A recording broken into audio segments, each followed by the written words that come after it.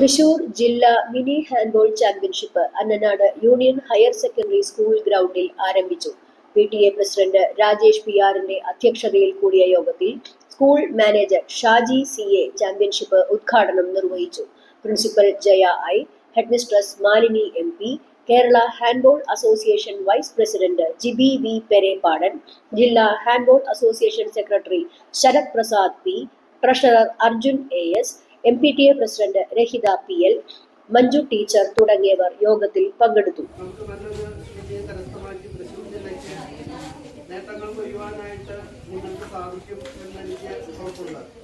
എന്തായാലും ഈ തിരുവോണ നാളിൽ തിരുവോണത്തിനോട് ബന്ധപ്പെട്ട